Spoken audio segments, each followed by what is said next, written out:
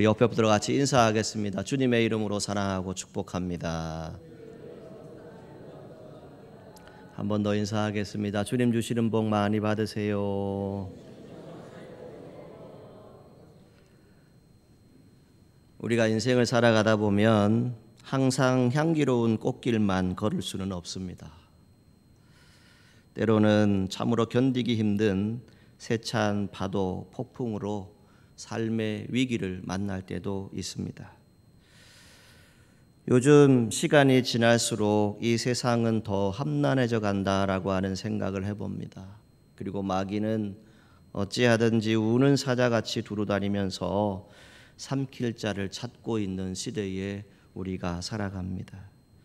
이때에 더욱 저와 여러분은 말씀으로 무장하고 깨어서 기도하는 성숙한 믿음의 성도들이 되시기를 바랍니다. 우리의 마음을 지켜야 합니다. 영국의 시인이자 정교도 사상가인 밀턴은 마음은 천국도 만들고 지옥도 만든다라고 말했습니다. 마음이 악하면 모든 행동이 악해질 수 있다는 것이지요. 마음에 죄가 들어오면 죄를 짓게 됩니다. 그러나 마음이 선하면 선을 행하게 됩니다. 우리가 영생을 얻는 길은 우리의 마음을 의로 채우는 것입니다. 그리고 그 마음을 지켜야 하는 것입니다. 성경에서 이 마음이라고 하는 단어는 단순히 여러분들의 감정을 표현하는 기관이 아닙니다. 인간 존재의 중심, 즉 생각, 의지, 감정, 영적 상태를 다 포함하는 그런 훨씬 더 포괄적인 개념으로 성경에서 사용되어집니다. 그래서 구약 성경을 보시게 되면 이 마음은 중심적인 존재, 인격 전체를 의미하는 것으로 사용됩니다. 인간의 생각, 이해력, 기억력, 또한 의지, 감정, 이 모든 것을 다 포함하는 단어로 사용됩니다. 예를 들어서 신명기 6장 5절 말씀을 보면 너는 마음을 다하고 뜻을 다하고 힘을 다하여 내 하나님 여호와를 사랑하라. 아멘. 이렇게 말씀하시죠. 여기서 마음은 인간 존재의 중심 전체를 의미하는 것입니다. 신약 성경에서는 지성, 감정, 의지, 도덕성을 포함하는 그런 개념으로 사용되어집니다. 단순히 어떤 느낌이나 감정이 아닙니다. 결정을 내리는데 그 결정에 따라서 저와 여러분이 하나님을 떠날 수도 있고 하나님을 만나고 하나님을 향할 수 있는 그러한 자리가 될 수도 있다는 것입니다. 바로 내면의 자리를 의미합니다. 스펄전 목사님은 마음은 삶의 수원이다라고 말씀하셨어요. 즉 물의 근원이라는 것이죠. 즉 물의 근원이 더러워지면 강 전체가 더러워진다라고 말씀하셨습니다.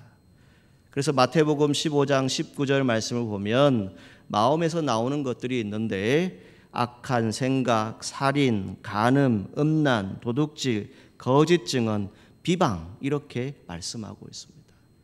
결국 이 마음은 모든 행동의 근원입니다. 즉 내면의 본질을 가리키는 그러한 말씀입니다. 정리해 보면 이 성경에서 마음이라고 하는 이 단어는 단순한 감정이 아닙니다. 사람 존재 전체의 중심을 의미한다고 말씀드립니다. 마음은 무엇을 기억하고 판단하는가, 또 어떤 방향으로 나아가는가, 어떤 마음을 품고 살아가는가, 나아가서 하나님과의 관계를 포함하는 그러한 말입니다. 오늘 본문 말씀에 23절에 모든 지킬 만한 것 중에 더욱 내 마음을 지키라. 생명의 근원이 이에서 남이니라 라고 말씀하고 있습니다. 자, 왜 마음을 지켜야 할까요?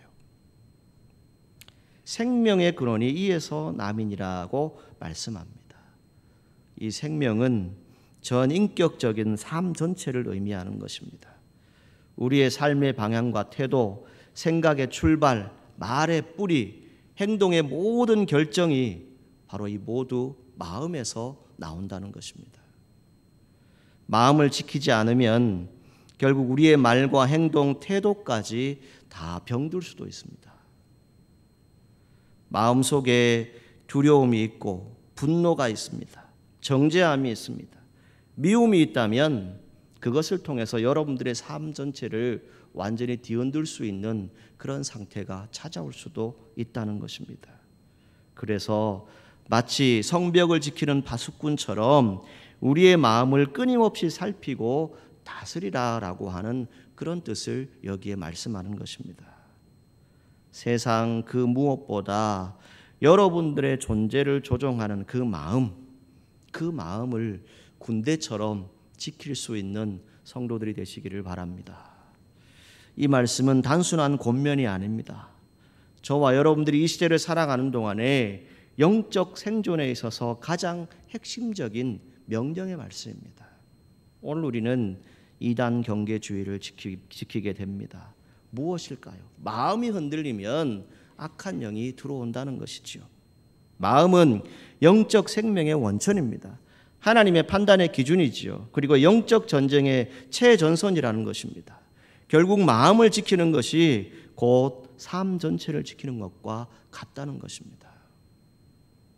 마음은 모든 삶의 출발점입니다.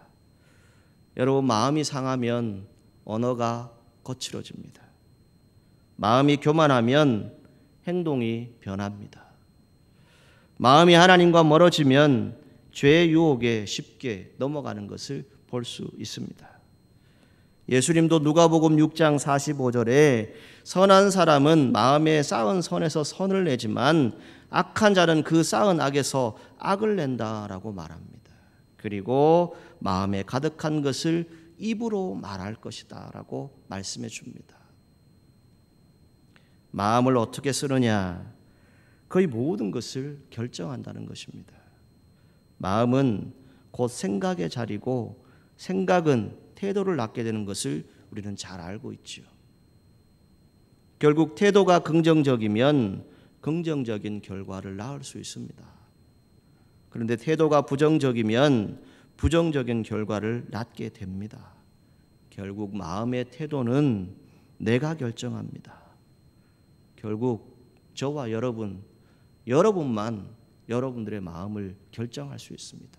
누가 그 마음을 말할 수 없습니다. 그래서 오늘 성경은 무엇을 말합니까? 내 마음을 지키라 라고 말씀해 주는 것입니다. 그러면 우리가 우리의 마음을 지키기 위해서 과연 무엇을 해야 할까요? 오늘 본문 말씀을 통해서 우리에게 마음을 지키는 방법을 가르쳐 주고 있는데, 가장 먼저는 마음을 지키기 원한다면 입을 지켜야 한다라고 말씀합니다. 자, 우리의 입술, 마음의 거울입니다. 구부러진 말, 삐뚤어진 말은 그 사람의 내면을 보여줍니다. 말의 씨앗이 마음에 떨어지면 자라서 그대로 열매를 맺습니다. 사람은 자기 입으로 나오는 말로 자기 인격과 운명의 집을 짓는다라고 합니다. 구부러진 말, 삐뚤어진 말, 진실되지 않은 말, 비꼬는 말, 비방하고 욕설, 상처를 주는 말, 이 모든 것을 다 포함합니다. 말은 마음의 반영입니다. 그래서 성경은 입을 지키라고 말씀합니다. 왜요? 말이 그 사람의 마음을 드러내기 때문입니다. 비난하고 거짓을 말하고 조롱하는 이 마음은 결국은 더럽혀집니다. 관계를 깨뜨리게 됩니다.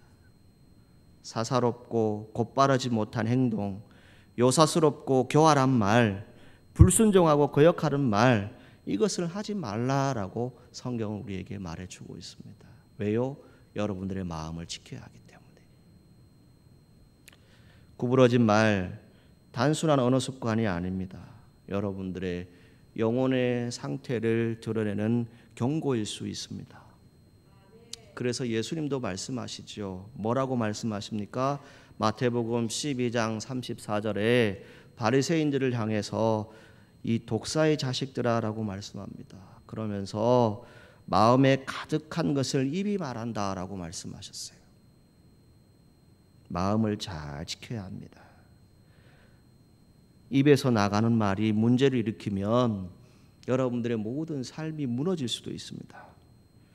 그래서 잠언 18장 20절에서 21절 말씀에 사람은 입에서 나오는 열매로 말미암아 배부르게 되는데 죽고 사는 것이 혀의 힘에 달렸나니 혀를 쓰기 좋아하는 자의 혀는 열매를 먹으리라고 말씀합니다. 죽느냐 사느냐 어디에 달렸다고요? 바로 여러분들의 입술에서 나오는 말에 달렸다는 것입니다. 그러므로 우리는 말을 조심해야 합니다. 그 이유가 뭡니까? 내 마음을 지키기 위해서. 하나님의 사람, 말을 통해서 생명을 살리기도 합니다. 때로는 관계를 세울 수도 있습니다. 오늘 우리의 말이 은혜롭고 진실하고 또 듣는 이에게 유익을 주는 그런 말이 되기를 주님의 이름으로 축복합니다. 두 번째는 내 눈을 바라보며 내 눈꺼풀은 내 앞을 곧게 살피라라고 말씀하죠. 어떤 의미입니까? 바르게 보라는 거예요. 바른 시각을 가지라는 것이죠. 두 번째, 눈을 지키는 것인데 좌우로 두리번거리지 말고 흔들림 없이 앞만 보고 가라는 것입니다. 무엇을 보느냐? 이게 참으로 중요한 것입니다. 내 눈은 바로 보며 시선에 대해서 말하는데 곧 삶의 방향을 말합니다. 지금 저와 여러분들이 어디로 가고 있는가? 그 방향을 정확하게 보라는 것이죠.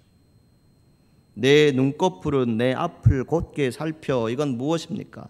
여러분들이 가지고 있는 목적, 사명, 지금 어디로 향하고 있는지 그걸 잘 점검해 보라는 겁니다.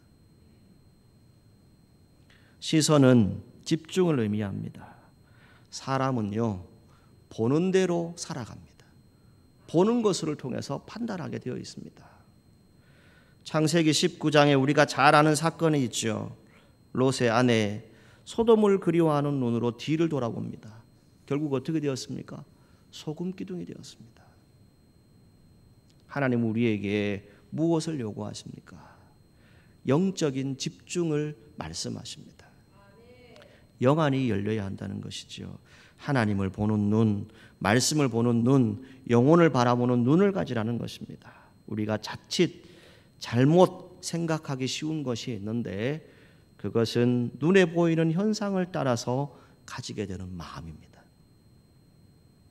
현재의 상황만 보고 판단하고 생각하기 쉽다는 것입니다. 홍해 앞에 이스라엘 백성들 어떠했습니까? 눈앞에 보이는 것만 가지고 판단했습니다. 가나안을 정탐한 10명의 정탐꾼 무엇을 보고 판단했습니까? 눈앞에 보이는 그것만 보고 판단했습니다. 눈앞에 보이는 현상만 보았을 때 도저히 희망이 없다라고 생각했습니다. 그럴 때 그들은 그 자리에서 멈췄습니다. 광야에서 죽었습니다. 오늘 우리 믿음의 사람들은 어떻게 살아가야 할까요? 현재의 상황만 바라보지 마십시오. 하나님을 끝까지 바라보시는 성도들 되시기를 주님의 이름으로 축복합니다. 모든 삶과 역사는 누구의 손에 달려 있습니까? 하나님의 손에 있어요. 이걸 우리가 바라보고 살아가는 겁니다. 현재의 환경이 아무리 절망적이라도 하나님께서 살리고자 하시면 반드시 살리는 것, 이걸 우리가 믿고 살아가야 합니다. 시편 19편 8절 말씀에 여호와의 교훈은 정직하여 마음을 기쁘게 하고 여호와의 계명은 순결하여 눈을 밝게 하도다. 아멘. 눈이 중요합니다. 무엇을 보든지 우리는 항상 밝은 것을 볼 수 있기를 바랍니다. 스위스의 유명한 교육가가 있죠. 페스탈로치가 있는데 이분이 이런 말을 남겼어요. 눈이 밝으면 전신이 밝다. 그러나 눈이 어두우면 전신이 어둡고 그 하는 일도 모두 어둠에 속한다. 여러분, 우리는 눈으로 바른 것을 바라볼 수 있어야 합니다. 그리고 올바른 삶을 살아갈 수 있어야 합니다. 여러분이 보는 것이 얼마나 중요한지, 얼마나 좋은 것을 바라보고 있는지 우리가 알아야 합니다. 사랑하는 성도 여러분, 하나님의 말씀을 보시기 바랍니다. 그리고 하나님 앞에 충성하는 저와 여러분들이 되기를 간절히 소망합니다. 히브리서 12장 2절, 이렇게 예수님은 우리에게 귀한 말씀을 남겼습니다. 무엇을 말했습니까? 믿음의 주요 또 온전케 하시는 이인 예수를 바라보자. 모든 신앙의 선진들이 그러했던 것처럼 오늘 저와 여러분들이 예수님 바라보고 예수님을 향하여서 그분의 길을 따라갔을 때 여러분들의 삶이 형통하고 평탄해질 줄 믿습니다. 세 번째는 무엇을 말합니까? 내 발을 악에서 떠나게 하라. 이 바른 행동을 말씀하는 것이죠. 마음을 지키기 위해서 우리가 세 번째 생각해야 될 것은 발을 잘 지켜야 한다는 것입니다. 그래서 악에서 떠나게 해야 한다라고 말씀합니다. 발은 그 사람의 행위를 말하는 것이지요. 여러분, 행동 하나 신중하게 하셔야 합니다. 철저히 준비하셔야 합니다. 죄악이나 유혹에 쉽게 빠질 수 있습니다. 우리가 올바른 행동을 해야 하는 시대에 살아갑니다. 내 발이 행할 길을 평탄하게 하며, 이건 어떤 의미입니까? 계획 없이 살아가지 말라는 겁니다. 분명한 가치 기준을 갖고 선택하라는 그런 의미입니다. 오늘 여러분들이 신앙생활하는 것 분명한 목적이 있지 않습니까? 그 목적을 잊지 말라는 겁니다. 내 모든 길을 든든히 하라. 어떤 의미입니까? 말씀이 삶의 기반이 되어야 흔들리지 않는다는 겁니다. 믿음의 길은 정확한 방향성을 요구합니다. 하나님의 길, 균형이 있습니다. 그리고 절제가 있습니다. 오늘 욥을 통해서 우리가 새벽에 깨달았던 것처럼 청결함과 정직함과 성실, 신실함이 있을 때 하나님이 복을 주십니다. 발을 악에서 떠나게 하라. 악은 늘 여러분 곁에 있습니다. 그러나 우리는 선택할 수 있습니다. 죄의 길, 타협의 길에서 발을 빼시기를 바랍니다. 오직 하나님께로 여러분들의 발걸음을 옮기시는 귀한 성도들 되시기를 주님의 이름으로 축복합니다. 여기서 중요한 것은 평탄하게 하며 든든히 하라라고 하는 이 말씀이죠. 저와 여러분들의 삶의 길을 정비해 보라는 겁니다. 중심을 잡으라는 것이죠. 흔들리지 말라는 뜻입니다. 세상에 쉽게 미혹되지 말라는 것이지요. 하나님의 말씀을 기준으로 삼아서 흔들리지 말라는 겁니다. 지난주에 함께 은혜를 나누었습니다. 우리는 인생의 모든 길, 이 여정, 그 시간들을 지나고 있습니다. 그런데 방향을 잘못 잡으면 잘못된 목적지에 도달할 수 있습니다. 하나님 말씀에 따라서 경로를 재설정하십시오. 이 길이 아니면 빨리 돌아서야 합니다. 할 수 없이 그 길을 간다. 그건 하나님의 길이 아닙니다. 하나님이 원하시는 길로 가십시오. 여러분들의 삶 속에 매일매일 주님께 물으십시오. 주님, 이 길이 정말 맞습니까? 정말 내가 가는 길이 주님의 길입니까? 라고 매일 물으십시오. 하나님의 명령을 듣고 행하면 복을 받는다라고 성경은 분명히 우리에게 말씀하죠. 하나님 말씀대로 순종하면 하나님께서 복을 주신다라고 말씀합니다.